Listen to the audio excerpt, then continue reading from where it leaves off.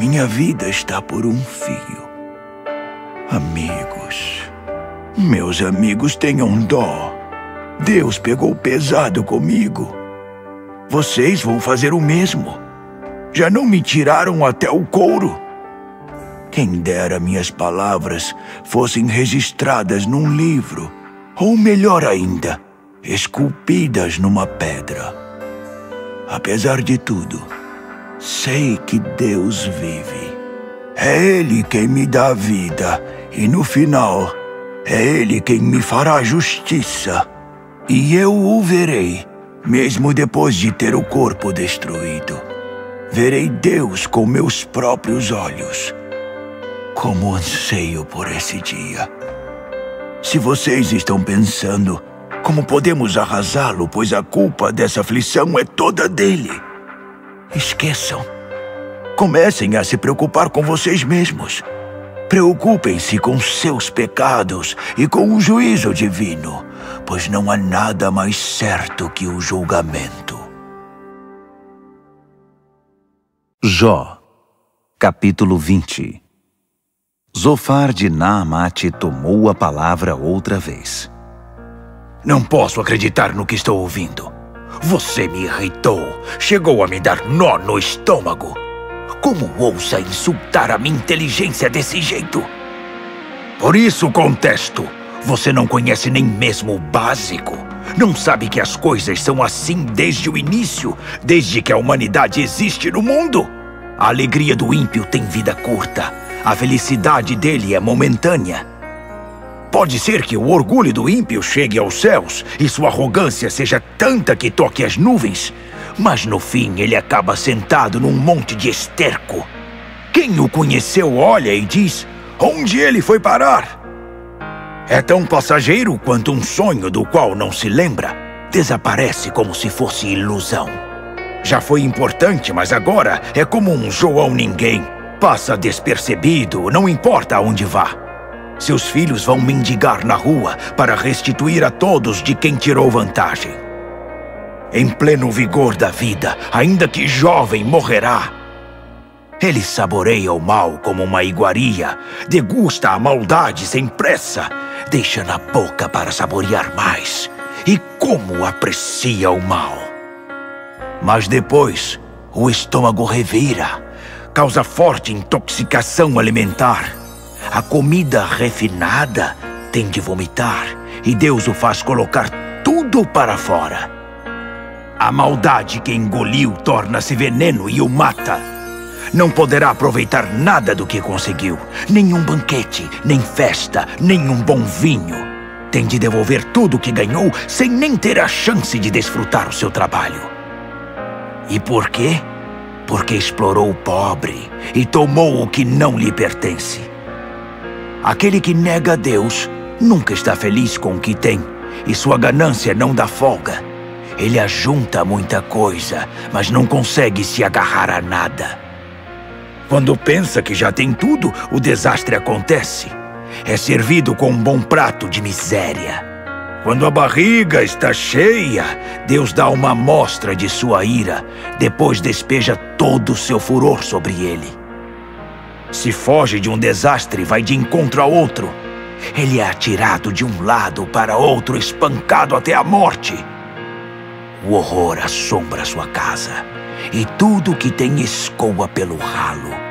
A vida dele deu perda total. Não tem onde cair morto, não possui mais um tostão furado.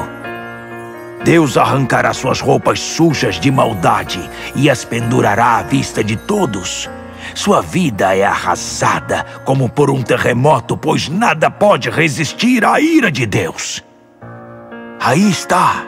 Esse é o plano de Deus para o ímpio. Isso é o que o aguarda. Jó, capítulo 21. Jó replicou: Agora ouça-me e deixe-me falar. Pelo menos façam o favor de me ouvir. Aguentem um pouco. Depois podem zombar à vontade de mim. Não estou me queixando de vocês, mas de Deus. Então, eu não deveria estar perturbado? Deem uma boa olhada em mim e pasmem. Não digam nada. Aliás, nem conseguirão dizer nada. Até eu, quando me vejo, entro em choque. Não consigo parar de tremer. Porque os ímpios se dão bem, vivem tanto e são tão ricos. Eles podem ver os filhos bem-sucedidos. Desfrutam a alegria de estar com os netos. O lar deles está em paz. E eles não sentem medo. Nunca experimentaram a vara da disciplina de Deus. O seu gado berra com vigor. Multiplicam-se a todo vapor. Eles deixam os filhos brincarem do lado de fora. As crianças pulam e correm soltas, felizes da vida. Tocam música com violinos e flautas. Festejam, cantam e dançam sem parar. Desfrutam uma vida boa e longa e morrem sem dor durante o sono. Dizem a Deus: deixa-nos em paz. Não queremos saber dos teus planos. Quem é o Todo-Poderoso e por que devo obedecer a Ele? O que ganhamos com Ele? Mas cometem um grande erro. Eles acham que são deuses. E como sei disso, passo bem longe dessa gente. Quantos ímpios fracassados conhecem? Ou quantos foram detonados pela desgraça, ou ainda foram pegos de jeito na esquina? Quantas vezes são varridos como simples palhas? Não muitas. Vocês podem dizer: Deus está guardando o castigo para os filhos deles. Então pergunto: por que não agora, para que saibam o que fizeram? Eles precisam aprender a lição e sentir na pele todo o peso da ira de Deus. Pois nem devem ligar para a família uma vez que tiver terminado sua vida. Mas quem somos nós para dizer a Deus o que fazer?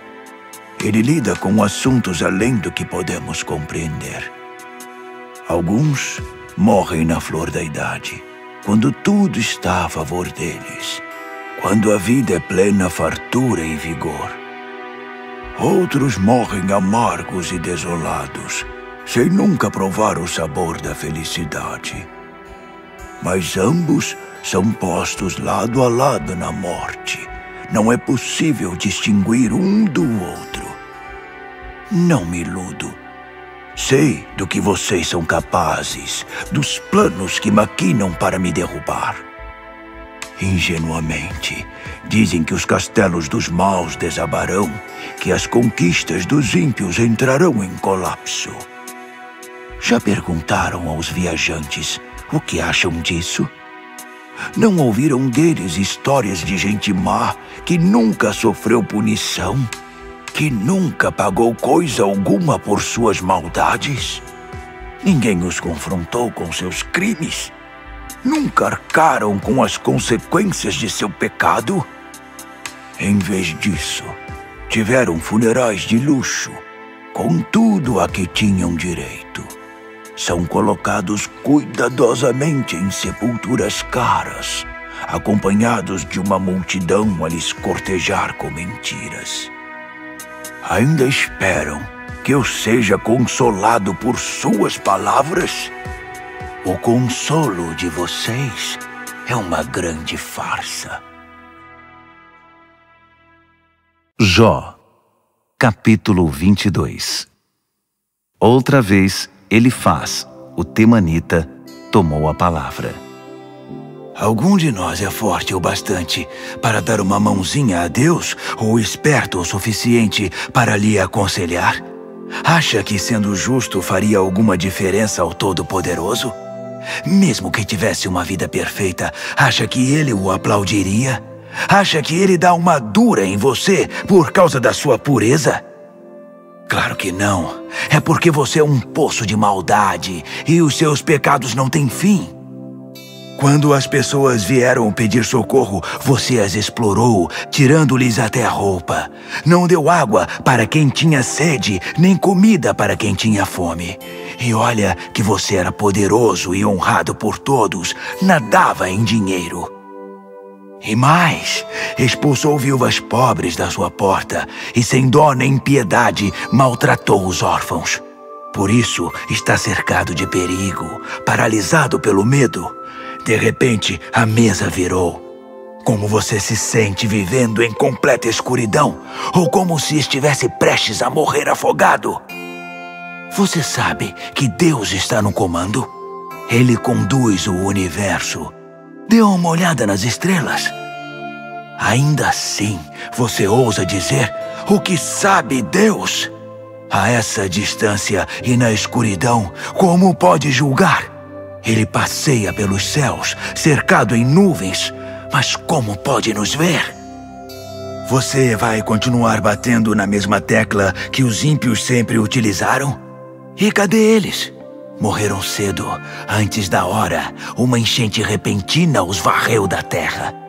Eles diziam para Deus: deixa-nos em paz!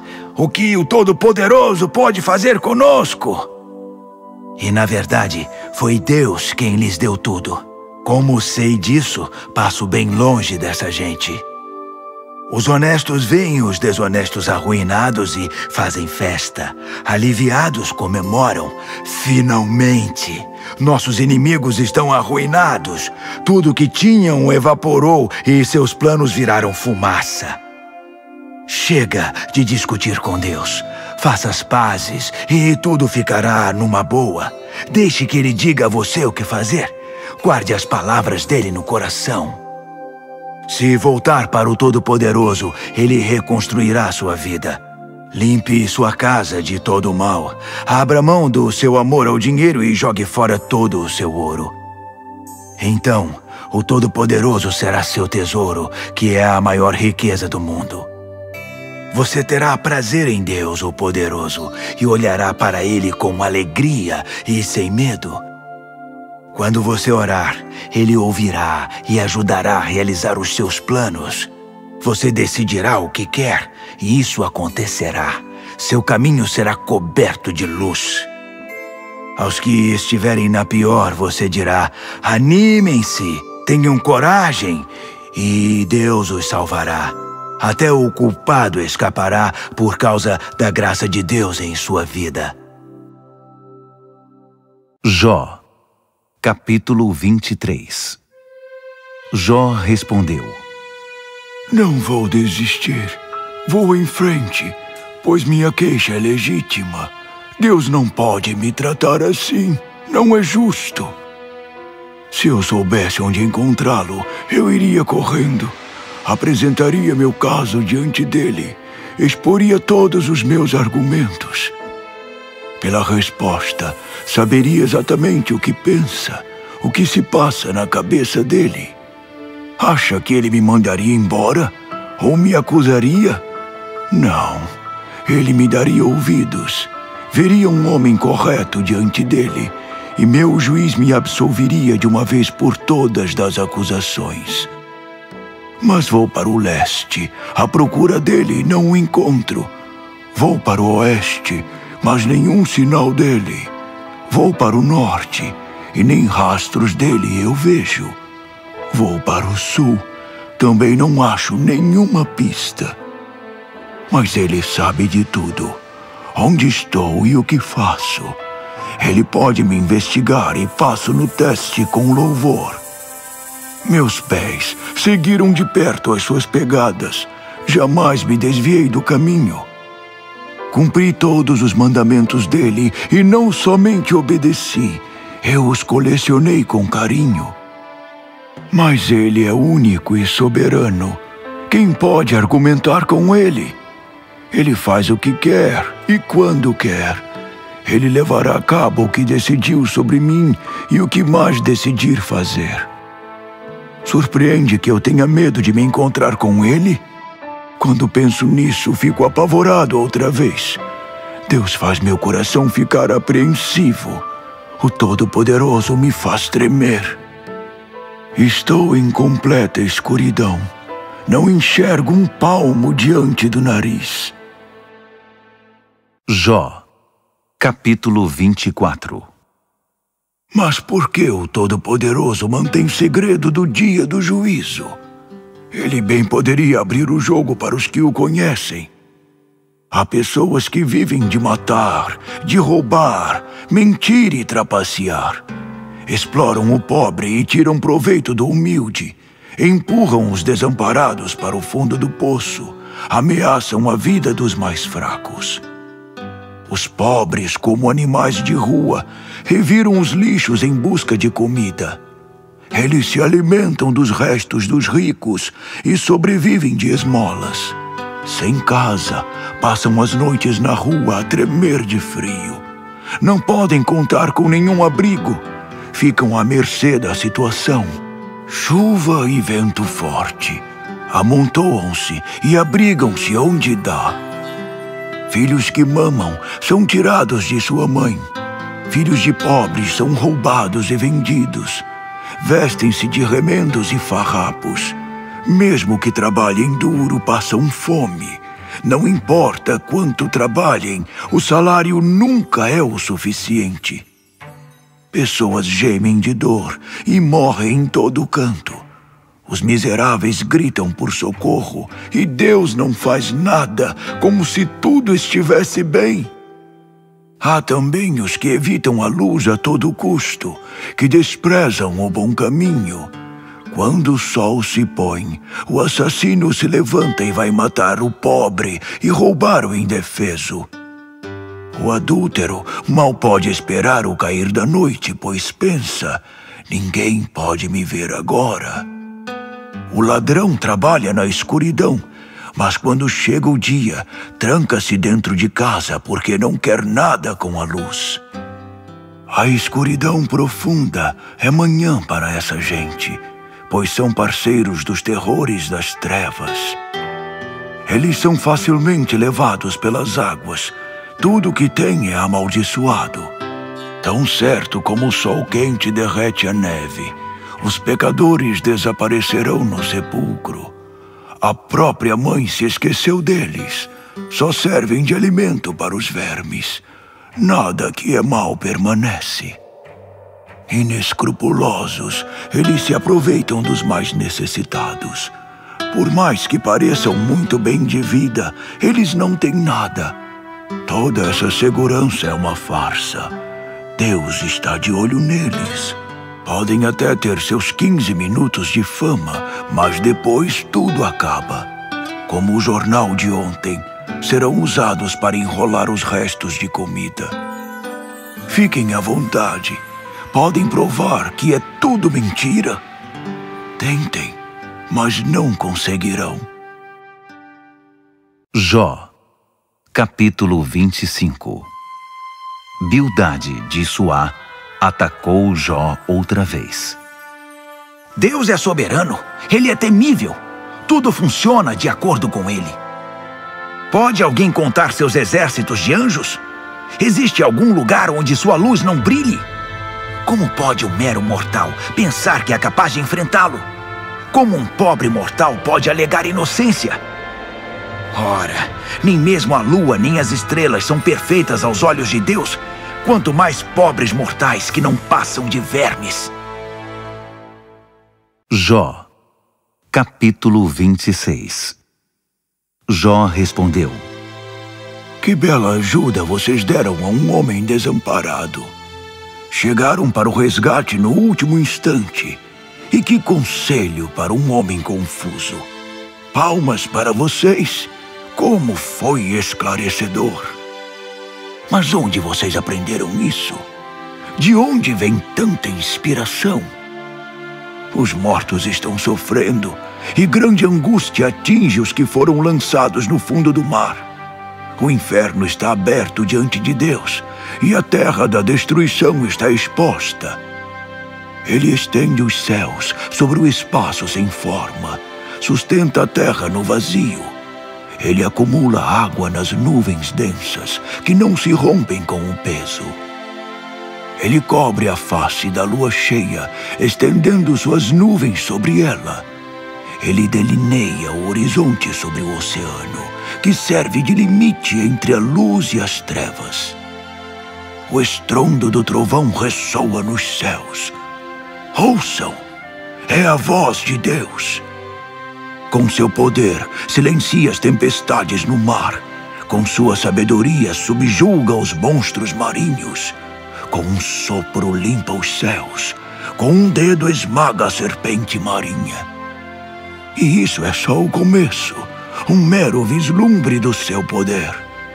Imaginem o que seria de nós se ele realmente erguesse a voz.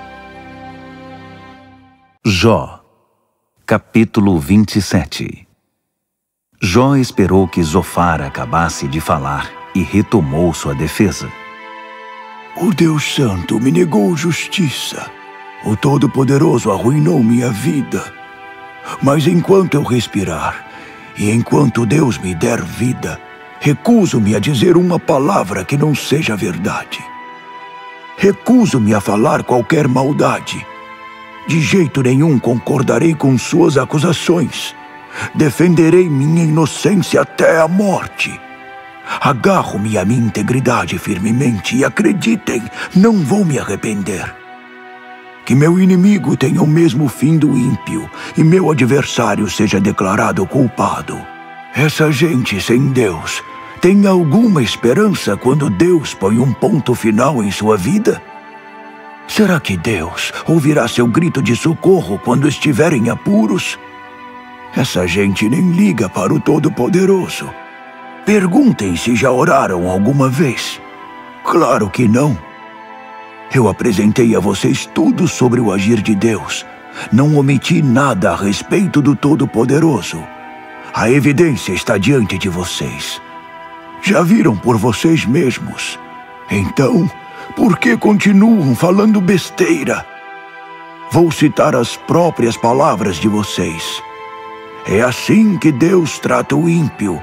Isso é o que devem esperar do Todo-Poderoso. Seus filhos terão morte violenta. Nunca terão pão o suficiente para pôr na mesa.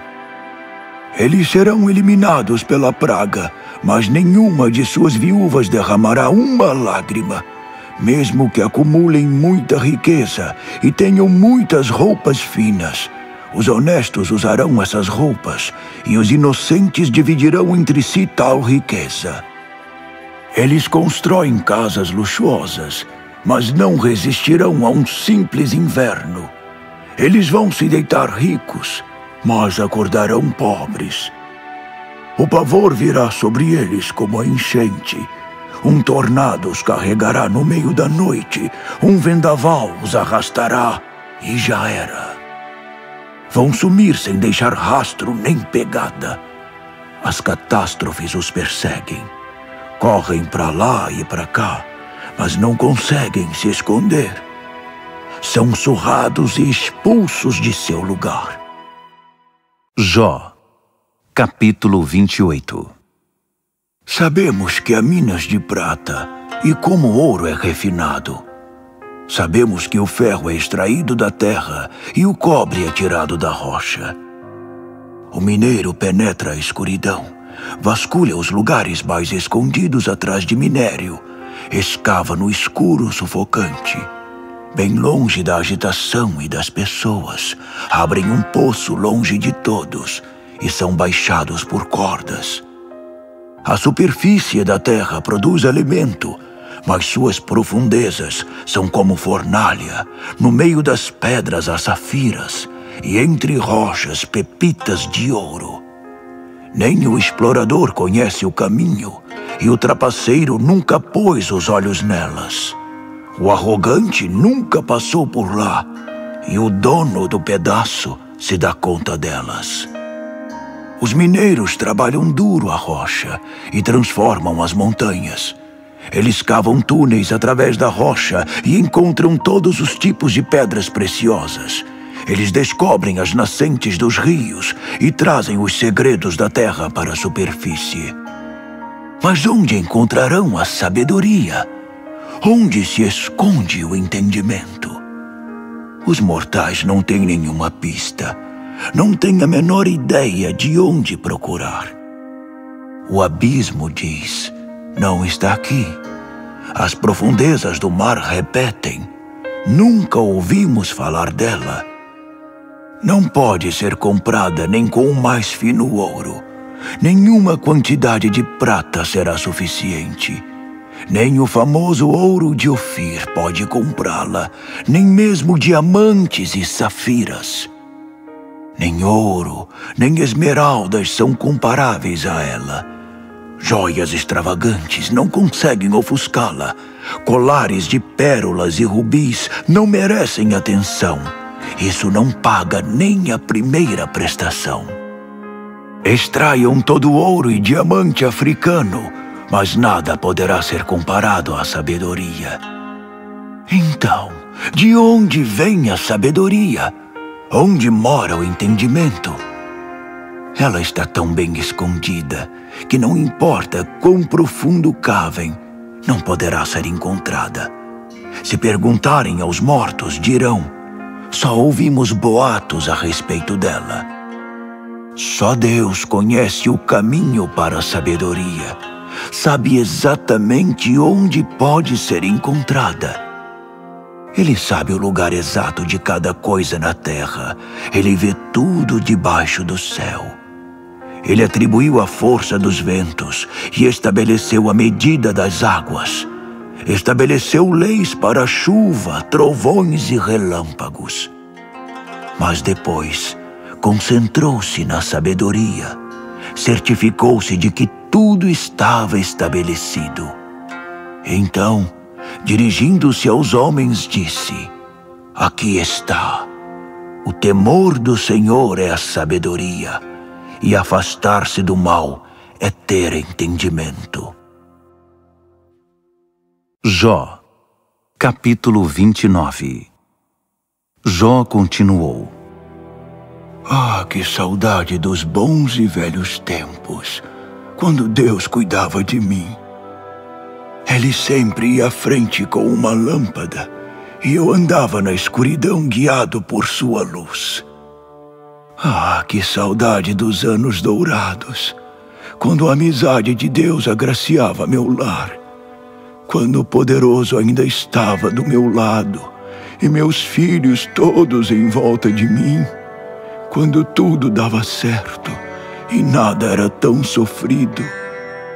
Quando eu ia ao centro da cidade e me sentava com meus amigos na praça, jovens e velhos me cumprimentavam com respeito. Eu era honrado por todos na cidade. Quando eu falava, todos escutavam. Até os líderes se calavam para me ouvir. Os que me conheciam falavam bem de mim. Minha reputação ia à minha frente. Era conhecido por ajudar pessoas em dificuldades e apoiar os que estavam desanimados. O que estava prestes a morrer me abençoava. A viúva e os amigos se alegravam com a minha visita. Meu relacionamento com o povo era ótimo. Eu era conhecido por ser honesto e justo. Eu era os olhos do cego, os pés do aleijado, um pai para o necessitado e um defensor do estrangeiro injustiçado. Já agarrei ladrões pelo pescoço e os fiz devolver o que haviam roubado.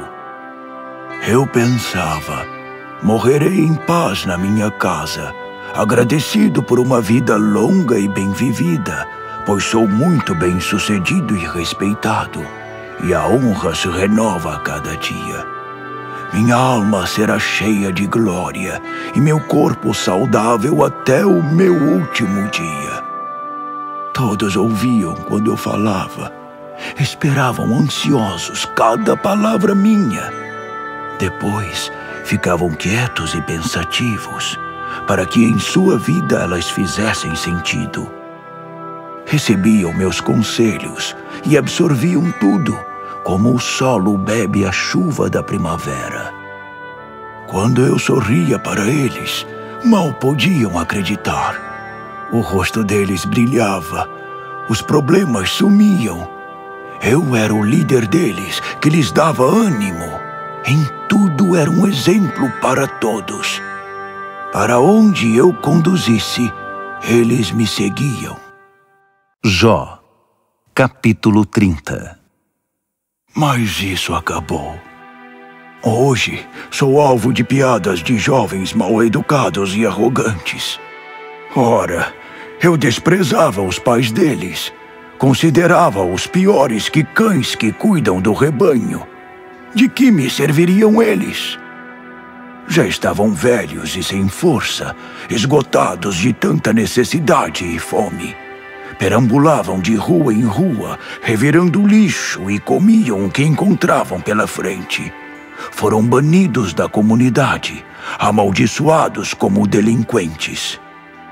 Ninguém os suportava. Eram expulsos de sua terra. Ouvia-se sobre eles nos lugares mais estranhos, como andavam por aí como loucos varridos. Um bando de mendigos sem nome, rejeitados por todos. Mas agora, os filhos deles correm atrás para me insultar e zombar da minha cara. Eles me odeiam e me ofendem. Ousam cuspir no meu rosto. Essa gentalha. Agora que Deus detonou a minha vida, caí matando em cima de mim. Ninguém os segura. Eles me atacam brutalmente de todos os lados, me derrubam e continuam a pisotear enquanto estou caído. Eles me destroem pelo meu caminho e conseguem fazer isso de um jeito que ninguém ergue um dedo em meu socorro. Eles deitam e rolam sobre mim, aproveitam minha fraqueza para me arruinar de vez. O pavor me assalta, minha dignidade é arrastada no chão e a esperança de socorro virou fumaça. Minha vida se esvai, estou condenado ao sofrimento. A noite consome meus ossos. A dor nunca para. Deus me pega pela gola e me lança, e fico rolando de dor na cama. Do mesmo modo, lançou-me na lama. Estou só o pó, só um monte de cinza. Peço socorro a ti e não tenho resposta. Estou diante de ti, mas nem olhas para mim. Tu és muito duro comigo, pois me atacas com tua mão pesada. Tu me jogaste no meio da tempestade, e com ela se foi o sucesso para bem longe de mim. Sei que vou morrer de qualquer jeito, pois é assim que determinaste para todos. O que fiz para merecer isto? Será que ninguém ajuda quando se grita por socorro? Eu não chorava junto quando vi alguém passar necessidades? Não me entristecia por causa dos pobres? Mas como isso se voltou contra mim? Eu esperava o bem e veio o mal. Eu buscava a luz, mas veio a escuridão. A inquietação me tomou por dentro, e cada dia deparo com mais sofrimento. Caminho por lugares sombrios. O sol se foi. Levanto-me no meio do povo e peço ajuda. Grito como uiva o chacal, e meu gemido parece o de uma coruja. Estou cheio de feridas, e a pele escurece. Meu corpo queima de febre. Meus instrumentos só tocam tristes canções, e minha flauta só imita o choro. Jó, capítulo 31. Fiz um pacto comigo mesmo, nunca olhar com cobiça para uma mulher. Então, o que eu posso esperar de Deus? O que mereço da parte do Todo-Poderoso que está no céu?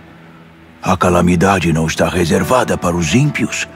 O desastre não deveria atingir os que agem errado? Deus não olha como eu vivo? Ele não toma nota de cada passo que eu dou? Alguma vez andei de mãos dadas com a falsidade ou fui com sede ao pote para enganar alguém? Se Deus me pesar em balança justa, saberá que não tenho culpa alguma. Se me desviei do bom caminho, se desejei coisas que não devia, se me envolvi com um pecado, Então que os outros desfrutem todo o meu trabalho. Podem dar tudo o que é meu a alguém que o mereça.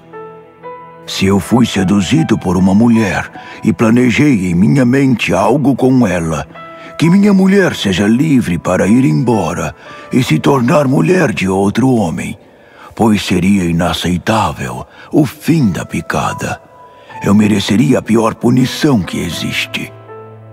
O adultério é um fogo que queima até os alicerces, que a tudo destrói e tudo consome. Já fui injusto com meus empregados quando trouxeram suas queixas para mim. Então, o que devo fazer quando Deus me confrontar? E quando Deus me chamar e pedir contas? O mesmo Deus que me criou não os criou também? Não somos todos iguais perante Deus? Alguma vez ignorei as necessidades do pobre ou virei as costas para o indigente?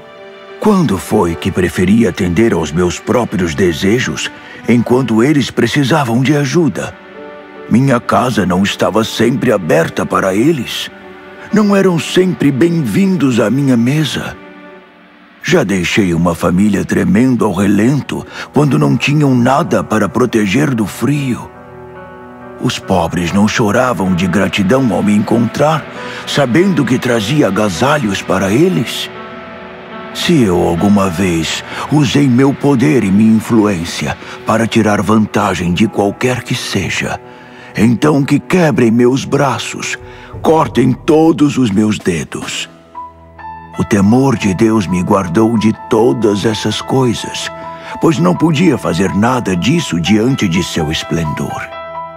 Alguma vez fiquei obcecado por ganhar dinheiro ou baseei minha felicidade em riquezas? Já me vangloriei da minha fortuna ou me exibi por estar bem de vida? Alguma vez me encantei com o sol ou pela beleza da lua a ponto de venerá-los ou adorá-los em segredo? Se eu tivesse feito isso, mereceria a pior das punições, pois teria traído o meu Deus.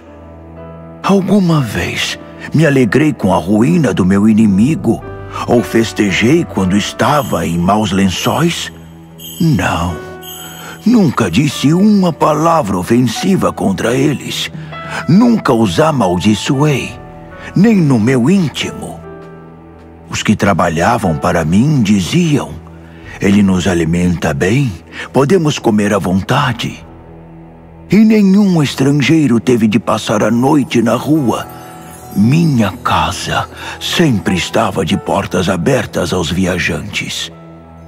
Alguma vez escondi meu pecado como os outros, ou encobri a minha culpa por ter receio do que as pessoas iam dizer, ou me recusei a reconhecer meus erros por temer o falatório dos vizinhos?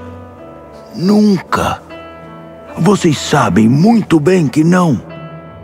Ah, se alguém me ouvisse. Apresentei minha defesa. Que o Todo-Poderoso responda. Que os meus inimigos façam acusação por escrito. Todos são convidados a ler minha defesa. Vou escrevê-la num cartaz e carregá-lo pela cidade. Estou preparado para prestar contas de tudo que fiz a toda e qualquer pessoa que me pedir. Se o próprio solo que cultivei me acusar de roubo, os sulcos chorarem por causa de insulto, se alguma vez roubei a terra para obter lucro, ou se desapossei seu legítimo dono, então que seja amaldiçoada e dê espinhos, não trigo, e ervas daninhas, em vez de grão. Assim terminam as palavras de Jó a seus amigos. Jó, capítulo 32. Os 3 amigos de Jó ficaram em silêncio. Estavam sem palavras e frustrados, porque Jó não cedia de jeito nenhum. Não admitia a culpa. Então Eliú perdeu a paciência. Eliú era o filho de Baraquel, de Bus, do clã de Rão. Ele estava furioso, porque Jó insistia em ter razão diante de Deus. Ele também estava zangado com os 3 amigos porque argumentaram tanto, sem conseguir provar que Jó estava errado, mas o tinham condenado. Eliú havia se mostrado paciente enquanto falavam, porque eram todos mais velhos que ele. Mas quando percebeu que os 3 homens haviam esgotado seus argumentos, explodiu de raiva. Foi o que Eliú, filho de Baraquel, de Bus, disse: Eu sou um jovem, e vocês são mais velhos e experientes. Por isso fiquei quieto e hesitei em dar minha opinião. Pensei, a experiência fala mais alto. Quanto mais se vive, mais sábio fica. Mas vejo que estava errado. É um presente de Deus. A sabedoria vem do sopro do Todo-Poderoso. Não são apenas os mais velhos que têm sabedoria. E ficar velho não é garantia de saber o que é certo. Por isso decidi falar. Ouçam com atenção. Vou dizer exatamente o que penso. Gravei cada palavra que disseram. Ouvi com cuidado seus argumentos. Enquanto procuravam as palavras certas, eu prestava atenção. Mas o que provaram? Nada do que disseram convenceu Jó. E não se desculpem dizendo, fizemos o melhor possível. Agora, só Deus para persuadi-lo. Jó ainda tem de discutir comigo. E estejam certos de que não usarei os seus argumentos. Vocês 3 têm mais alguma coisa a dizer? Acho que não. O que houve? Ficaram mudos? Por que eu esperaria mais, agora que estão completamente desolados? Estou pronto para apresentar meus argumentos. Chegou minha vez, e já não era sem tempo. Tenho muito a dizer. Estou a ponto de explodir. Subiu-me a pressão. Estou como um vulcão prestes a entrar em erupção. Sinto-me obrigado a falar. Não tem mais jeito. Tenho de dizer o que está no meu coração. E vou falar de maneira direta. Somente a verdade e nada mais que a verdade. Nunca fui bom em bajular. E o Criador acabaria comigo se eu fizesse isso agora. Jó, capítulo 33. Então, Jó, escute-me. Preste atenção ao que eu tenho a dizer. As palavras estão na ponta da língua, prontas para serem ditas. Não tenho outro interesse nisso. Sou sincero, falo do fundo do coração. O Espírito de Deus fez de mim o que sou. O sopro do Todo-Poderoso me deu vida. Se acha que pode provar que estou errado, tente. Apresente seus argumentos. Defenda-se. Mas veja, sou homem como você, iguais diante de Deus. Fomos feitos do mesmo barro. Então vamos trabalhar juntos nisso. Não fique receoso nem se sinta intimidado. Eis o que você disse, e eu ouvi muito bem. Disse, eu sou puro, não fiz nada de errado. Acreditem, estou limpo. Minha consciência está tranquila. Mas Deus continua me perseguindo. Ele me trata como se eu fosse seu inimigo. Ele me atirou numa espécie de prisão e me mantém sob constante vigilância. Mas deixe-me dizer, Jó, você está completamente errado. Deus é muito maior do que o homem. Então como ousa levá-lo a julgamento e reclamar que ele não responde às suas acusações? Deus sempre responde, de um jeito ou de outro, mesmo quando não conseguimos reconhecer. Num sonho ou numa visão, quando mergulham num sono profundo, deitados em sua cama, Deus pode falar aos ouvidos deles e os intimida com advertências para afastá-los de sua própria maldade, de alguma escolha negligente ou para guardá-los da morte, ou ainda de uma situação sem volta. Deus pode chamar a atenção deles por meio da dor, atirando-os num leito de sofrimento, de modo que não consigam nem olhar para a comida e fiquem enjoados até de seus pratos favoritos. Eles perdem tanto peso que ficam reduzidos a osso. Eles se aproximam do desfiladeiro da morte, sabendo que podem estar respirando pela última vez. Mas se viesse um anjo, e dentre os milhares que existem, um defensor para o seu caso, um mensageiro que interviesse, dando testemunho de que é inocente, dizendo, livra-o, pois vim com o resgate dele. Antes que percebesse, você estaria curado. Suas forças voltariam e ficaria tinindo. Então, ajoelhe-se e ore a Deus. Você veria o sorriso de Deus e celebraria, e voltaria a ficar de bem com Deus. Você não economizaria louvores a Deus testificando: quase arruinei minha vida, e posso dizer a vocês que não valeu a pena. Mas Deus interveio e me salvou da morte certa. Estou vivo outra vez. Posso ver a luz de novo. É assim que Deus age com as pessoas. Muitas vezes é o que faz. Livra nossa alma da destruição certa, para continuarmos a viver na luz. Continue ouvindo, Jó. Não me interrompa. Não terminei ainda. Mas se sabe de alguma coisa que eu não sei, diga-me. Não há nada que eu deseje mais do que ver o seu nome limpo. Por isso continue ouvindo e não me interrompa. Vou ensinar o beabá da sabedoria a você. Jó, capítulo 34. Eliú continuou: Então me ouçam, sábios amigos, e depois me digam o que pensam disso. Pois o ouvido distingue as palavras, assim como o paladar distingue as comidas. Vamos trabalhar juntos para descobrir o que é certo e bom? Todos ouvimos Jó dizer: eu estou no meu direito, mas Deus não me dá julgamento justo. Quando eu me defendo, sou chamado de mentiroso. Não fiz nada de errado e fui punido do mesmo jeito. Já ouviram algo que superasse isso? Nada intimida esse tal de Jó. Passou tempo demais em má companhia, andando com gente complicada, pois agora anda a falar com eles. É perda de tempo tentar agradar a Deus? Vocês que sabem de tudo, até mesmo lidar com o assunto, ouçam o que digo. É impossível Deus fazer o mal. O poderoso não age com maldade de jeito nenhum. Ele nos faz pagar o que é justo, nem mais nem menos. Cada um tem exatamente o que merece. É impossível Deus fazer algo reprovável. O poderoso não perverte a justiça, nem pensar. É Ele quem governa a terra. Ele sustenta o mundo inteiro em sua mão. Se Ele decidisse reter seu sopro, todos seriam varridos do mundo. Então, Jó, use a cabeça, porque tudo é tão óbvio. Pode alguém que detesta a ordem manter a ordem? E você ousa condenar aquele que é infinitamente justo? Deus não diz sempre como as coisas são, expõe a podridão dos governantes corruptos. Por acaso Ele prefere os ricos e famosos aos pobres? Não é Ele responsável por todos? As pessoas que merecem não morrem sem aviso, e os governantes ímpios caem em sua maldição. E não fizemos nada para destruir os grandes, mas sabemos que Deus trabalha nos bastidores. Ele está de olho em cada pessoa e não deixa passar nada em branco. Não há escuridão nem sombra densa demais que esconda os que praticam o mal. Deus não precisa de mais provas contra eles, pois o pecado deles é o bastante. Ele destrói os poderosos sem dar satisfação e coloca outros em seu lugar. Ninguém passa despercebido.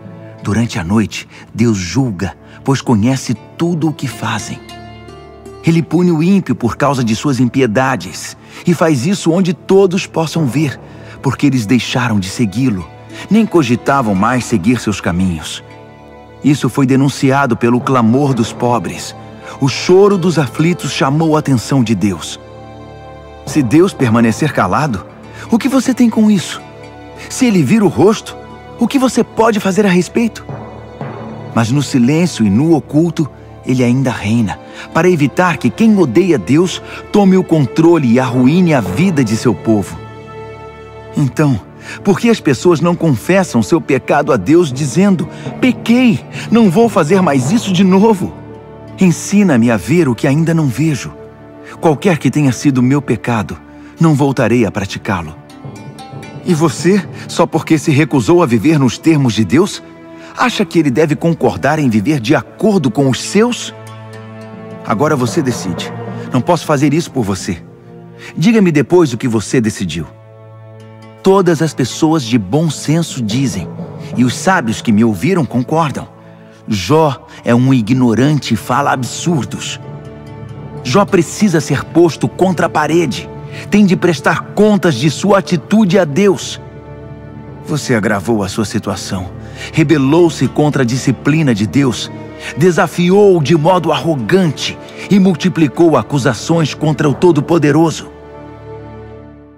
Jó, Capítulo 35. Eliú continuou. Esse discurso faz algum sentido? Primeiro você diz, sou inocente diante de Deus. Depois diz, que vantagem eu tenho? Não faz a menor diferença se pequei ou não? Bem, vou provar agora que você não sabe do que está falando. Nem você, nem seus amigos. Olhe para o céu. Dê uma boa olhada. Vê aquelas nuvens lá em cima? Se você pecar, que diferença faria para Deus? Não importa quanto você pecou, fará diferença para Ele? Mesmo que você fosse bom, o que Deus ganharia com isso? Você acha que Ele depende de suas obras? Os únicos que são afetados por você ser bom ou mal são sua família, amigos e vizinhos. Deus não depende do seu comportamento. Quando a situação piora, as pessoas pedem socorro, suplicam para que não sejam mais maltratadas. Mas nunca pensam em Deus quando as coisas vão bem, quando Deus inspira canções no coração delas, ensinando através de toda a sua criação a usar os pássaros e animais para dar sabedoria. As pessoas se mostram arrogantes e indiferentes para com Deus até que estejam em perigo, e por isso Deus não responde. Não há nada por trás de tais orações, exceto o pânico, e o Todo-Poderoso não dá atenção a elas. Então por que Ele notaria você? Só porque você está cansado de esperar para ser ouvido? Ou de esperar que o seu caso chegue a Ele e faça alguma coisa a respeito? Jó, você só fala bobagens, nem sabe o que diz. Jó, capítulo 36. Eliú suspirou profundamente, mas continuou. Acompanhe mais um pouco meu raciocínio. Vou convencer você. Há ainda muita coisa a ser dita a favor de Deus. Aprendi tudo isso em primeira mão, direto da fonte. Tudo o que eu sei sobre justiça devo ao meu Criador. Confie em mim. Estou oferecendo a você a pura verdade.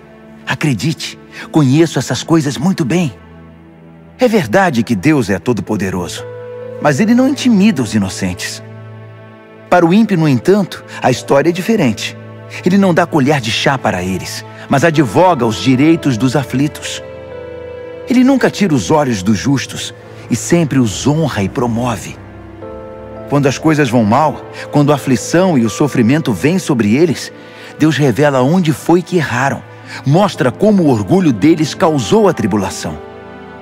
Ele os obriga a escutar sua advertência e exige que se arrependam de sua má conduta. Se eles obedecem e se submetem a Ele, obtêm uma vida boa, longa e próspera. Mas se desobedecem, são cortados fora e nunca deixarão de ser ignorantes. Os ressentidos, sem Deus, vão guardando as queixas e sempre culpam os outros por seus problemas. Vivendo de modo vergonhoso, desperdiçam seu vigor e morrem jovens. Mas os que aprendem com o sofrimento alcançam o livramento de Deus. Ah, Jó, não vê que Deus quer livrar você das garras do perigo? Não percebe que Ele quer levar você ao ar livre para festejar a volta de uma mesa farta? Mas aqui está você, farto da culpa dos ímpios, obcecado em culpar Deus. Não permita que suas riquezas o corrompam. Não pense que poderá se livrar disso com suborno. Acha que pode comprar sua liberdade? Claro que não. E não pense que à noite, quando as pessoas descansam dos problemas, trará a você algum alívio. Acima de tudo, não piore as coisas com mais maldade, pois é isso que está por trás do seu sofrimento.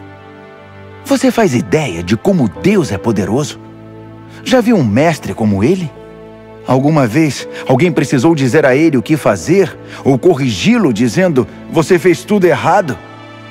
Lembre-se então de louvar sua obra, tão celebrada por meio de canções. Todos conseguem vê-la. Ninguém está tão longe que não possa contemplá-la. Dê uma boa olhada. Veja como Deus é grande, infinito, maior que tudo que você possa imaginar ou compreender. Ele tira a água do mar, enche as nuvens de chuva. Os céus se abrem e solta gota por gota, que caem como chuvas sobre todos. Alguém faz ideia de como isso acontece? Alguém sabe como ele organiza as nuvens e fala através do trovão? Apenas olhe para aquele raio, sua luz que enche o céu e ilumina as profundezas escuras do mar. Esses são sinais da soberania, da generosidade e do cuidado amoroso de Deus. Ele lança flechas de luz, mirando com todo cuidado. O soberano Deus ruge no trovão, pois contra o mal está irado. Jó, capítulo 37. Quando isso acontece, meu coração para. Fico atordoado, não consigo recuperar o fôlego. Ouça! Ouça seu trovão! O trovão ecoa sua voz. Ele solta seus raios de horizonte a horizonte, iluminando a terra de um polo a outro. Em sua trilha, o trovão ecoa sua voz poderosa e majestosa. Ele faz o possível e o impossível. Nada o detém. Ninguém pode se enganar com aquela voz. Sua palavra troveja tão maravilhosamente. Seus poderosos feitos vão além da compreensão. Ele ordena a neve, cubra a terra como uma manta, e a chuva encharque o campo todo. E todos reconhecem a sua obra. Ninguém pode escapar de Deus. Os animais selvagens procuram abrigo, rastejando para a toca, quando a nevasca surge no norte e a geada forma uma camada na terra.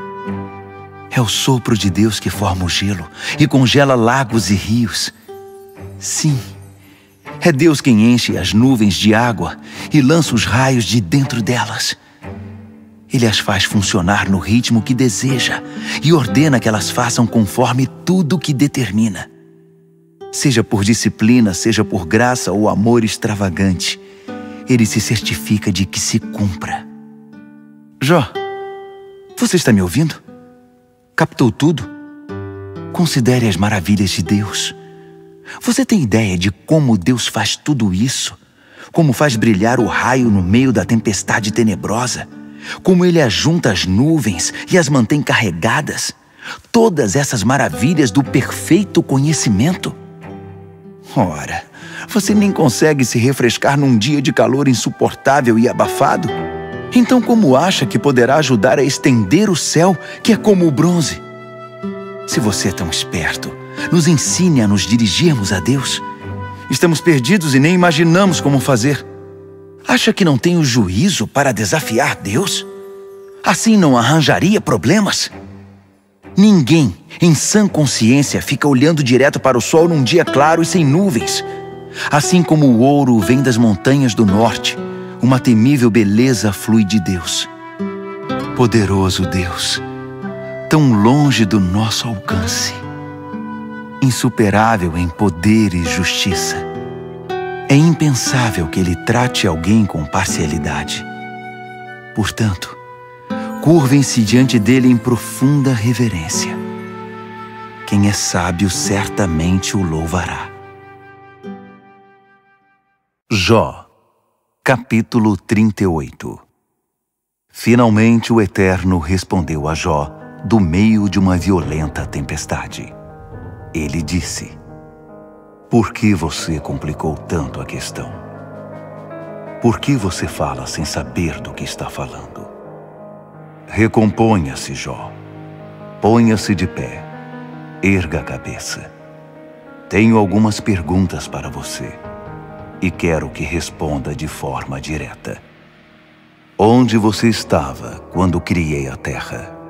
Diga-me, já que sabe tanto. Quem decidiu seu tamanho?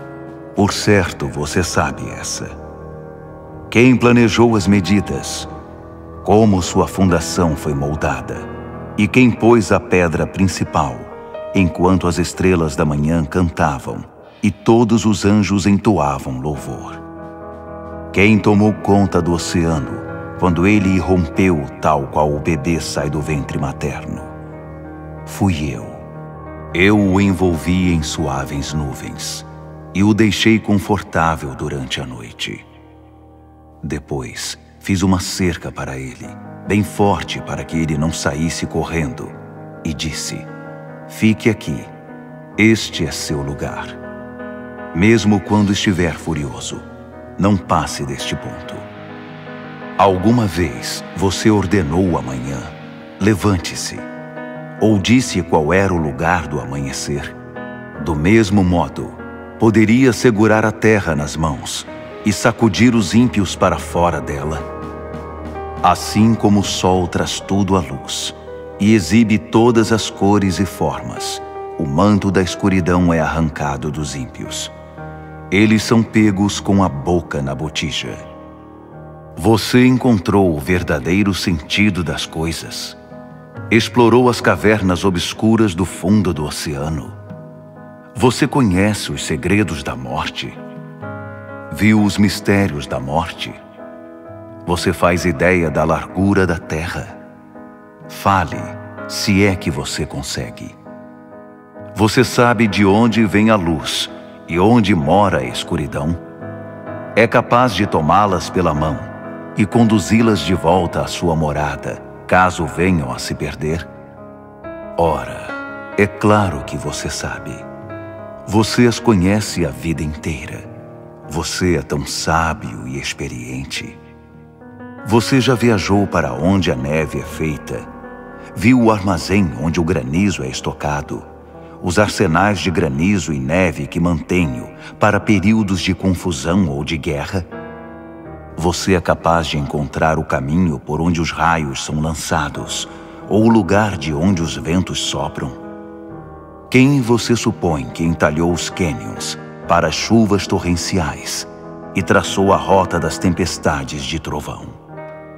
Quem você imagina que levou água a lugares não habitados, a desertos que ninguém jamais viu, molhando os solos improdutivos para que ficassem tomados de flores silvestres e grama? E quem você acha que é o pai da chuva e do orvalho, a mãe do gelo e da geada?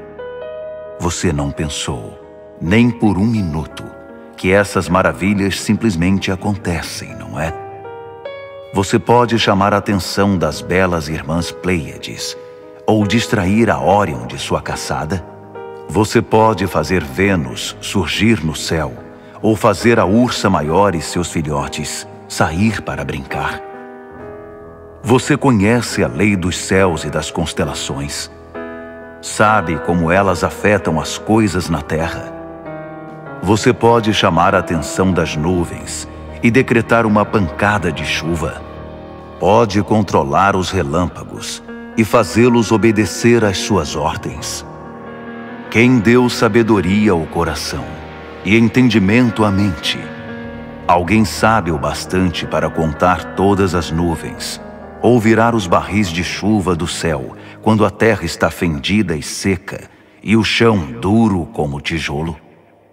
É você que ensina a leoa a se aproximar silenciosamente de sua presa e satisfazer o apetite de seus filhotes quando eles se arrastam em sua toca, esperando famintos pela comida?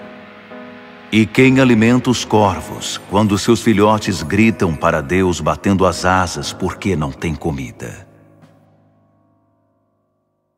Jó, capítulo 39. Deus continuou questionando Jó. Você sabe em que mês as cabras da montanha dão à luz? Já observou uma corça parir sua cria? Você sabe por quantos meses ela fica prenhe? Sabe dizer a hora de seu parto, quando ela se agacha e dá à luz? Seus filhotinhos crescem e tornam-se independentes. Vão embora e não voltam. Quem você acha que deixou o burro selvagem solto? Abriu os portões do curral e o deixou escapar. Eu dei a ele toda a selva para morar, as planícies e as terras secas. Ele ri de seus primos da cidade que são arreados. Ele ignora os gritos dos carroceiros. Ele pasta solto pelas colinas e mordisca tudo que é verde. Será que o búfalo selvagem aceitaria servir você? Passaria a noite em seu celeiro? Você imagina amarrar o seu arado num búfalo e levá-lo para o campo? Ele é muito forte, sim. Mas você confiaria nele? Ousaria confiar o trabalho a ele?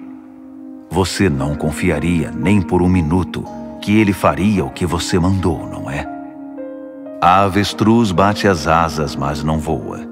Todas aquelas penas lindas. Ela bota ovos no chão batido. Deixa-os lá para que a areia os aqueça. Não se importa que possam ser pisados ou quebrados por algum animal selvagem. Ela é negligente com os filhotes, como se nem fossem dela. Não se importa com nada. Ela não foi criada muito esperta, isso é claro. Não foi dado a ela um pingo de bom senso. Mas quando ela corre, como corre! Brincando, ela deixa o cavalo e o cavaleiro comendo poeira. Foi você quem deu ao cavalo a coragem e o adornou com uma bela crina? Você o criou para cavalgar orgulhosamente e espalhar medo com seus nobres relinchos?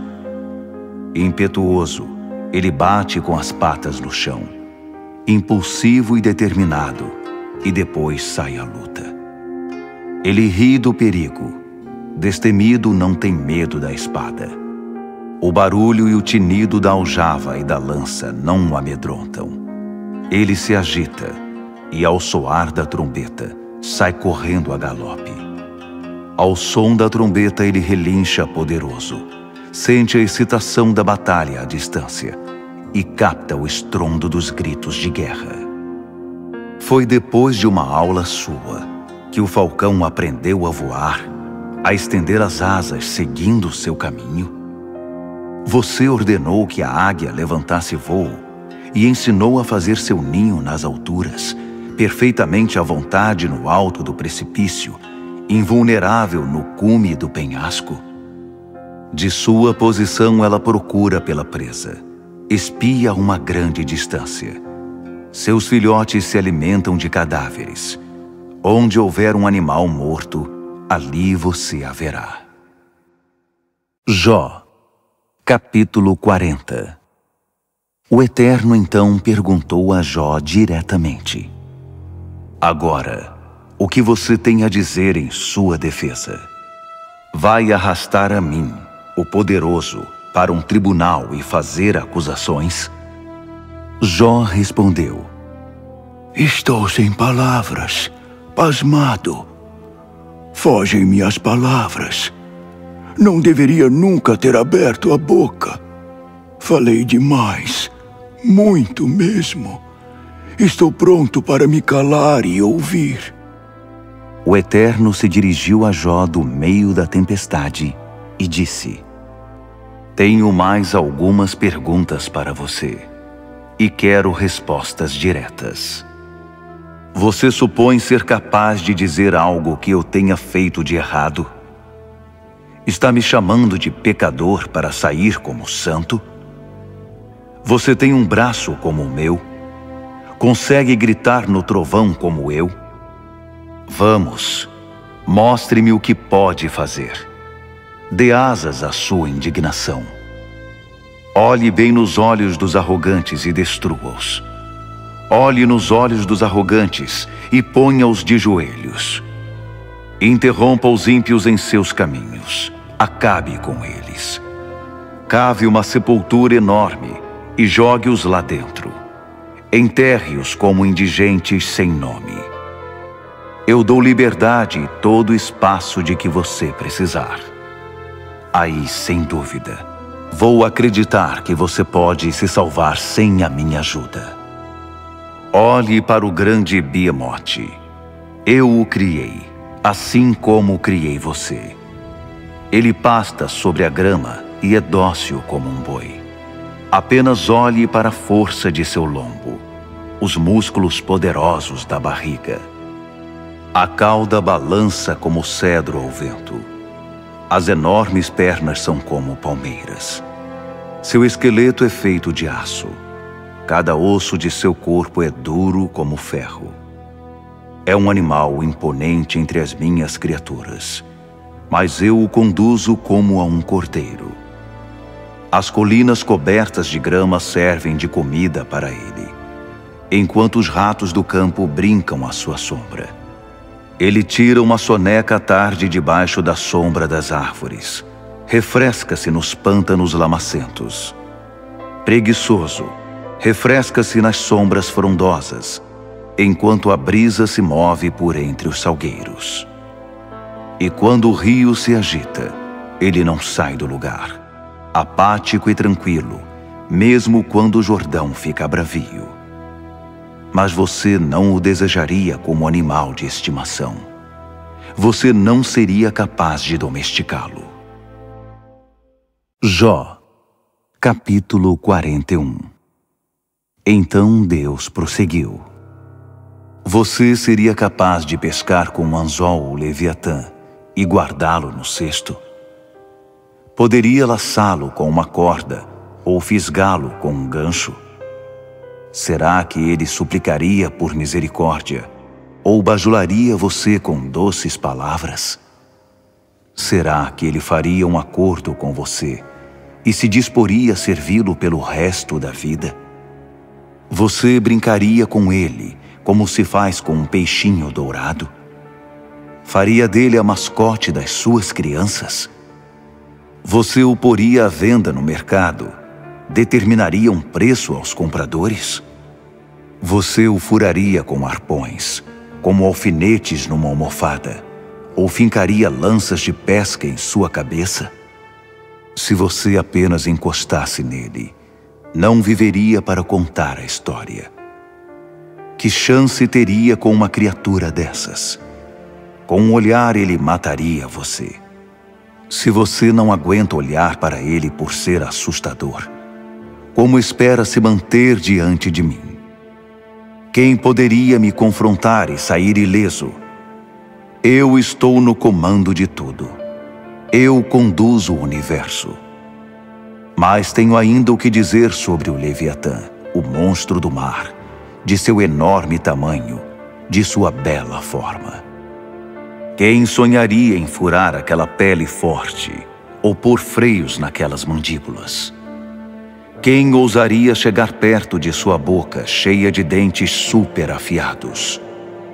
Uma fileira de escudos forma seu dorso, fortemente ligados entre si. É seu orgulho. É invencível. Nada pode reduzir a soberba. Nada pode atravessar sua pele. Tão grossa e resistente, simplesmente impenetrável. Ele ronca e o mundo se incendeia. Ele pisca e o dia amanhece. Estalos de fogo saem de sua boca. Um monte de fagulhas de fogo estala. Fumaça sai de suas narinas como o vapor de uma caldeira. Ele espirra e começa o incêndio. Chamas de fogo saltam de sua boca. Sua força é tanta que amedronta. Encontrar-se com ele é brincar com a morte. Vigoroso e ágil, é rígido por todos os lados, duro como rocha, invulnerável. Até os poderosos correm e se escondem quando ele aparece. Encolhem-se de medo diante do violento agitar da cauda. Dardos são inofensivos em sua pele. Os arpões batem e voltam sem fazer um arranhão. Barras de ferro são como cortiça para ele. Armas de bronze sem comentários. As flechas nem mesmo fazem piscar. Os dardos não têm diferença dos pingos de chuva. Um machado parece lasca de graveto para ele. A ponta da lança ele leva na brincadeira. Sua barriga é tão forte que parece blindada, e quando anda, deixa marcas profundas na terra. Ele agita as profundezas das águas do oceano, como se agitam as águas com a fervura. Deixa um rastro luminoso que se estica atrás dele. Parece até longas barbas das profundezas do oceano. Não há nada neste mundo como ele. Nenhum grama de medo reside naquela criatura. Ele domina os grandes e poderosos. É o rei do oceano, o rei das profundezas. Jó, capítulo 42. Jó respondeu ao Eterno: Estou convencido. Tu podes fazer tudo, qualquer coisa. Nada, nem ninguém pode frustrar teus planos. Tu perguntaste: quem é este ignorante que critica meus propósitos se nada sabe? Admito, fui eu. Falei sobre coisas além da minha compreensão. Fiz pouco das maravilhas que estão acima do meu entendimento. Tu me disseste: tenho algumas perguntas para você e quero respostas diretas. Agora confesso, antes eu ouvi falar a teu respeito, mas agora te conheço, pois vi com meus próprios olhos. Por isso, retiro tudo o que disse. Sou miserável e me arrependo profundamente. Perdoa-me. Depois de acabar de falar com Jó, o Eterno virou-se para Elifaz, o temanita, e disse: Agora é com vocês, seus 2 amigos. Estou farto de vocês, pois não foram honestos comigo nem no que disseram de mim a meu servo Jó. Portanto, eis o que vocês devem fazer. Peguem 7 touros e 7 carneiros e levem para o meu servo Jó. Entreguem uma oferta de sacrifício e meu servo Jó orará por vocês. E assim, vou aceitar a oração de vocês. Ele clamará a mim para não tratar vocês como merecem, depois de terem falado tanta mentira a meu respeito. E também por não terem sido honestos comigo como o meu servo Jó. Assim eles fizeram. Elifaz o temanita, Bildade de Suá e Zofar de Naamate fizeram o que o Eterno ordenou. E o Eterno aceitou a oração de Jó. Depois que Jó intercedeu por seus amigos, o Eterno restaurou sua fortuna. Melhor dizendo, dobrou-a. Todos os seus irmãos e irmãs e amigos vieram à sua casa e deram uma festa. Eles se confessaram arrependidos e o consolaram por todos os problemas que o Eterno havia causado a ele. E cada um trouxe um generoso presente de reinauguração da casa. O Eterno abençoou a vida de Jó mais que no início. Ele obteve 14.000 ovelhas, 6.000 camelos, 1.000 juntas de boi e 1.000 jumentos. Também teve 7 filhos e 3 filhas. Ele chamou a primeira filha de Jurite, a segunda de Cássia e a terceira de Facínio. Não havia mulheres tão lindas no país como as filhas de Jó. Seu pai as tratava da mesma maneira que a seus irmãos, dando a elas igual herança. Jó viveu mais 140 anos e chegou a ver 4 gerações de seus descendentes. Então ele morreu com bastante idade, depois de uma vida bem vivida.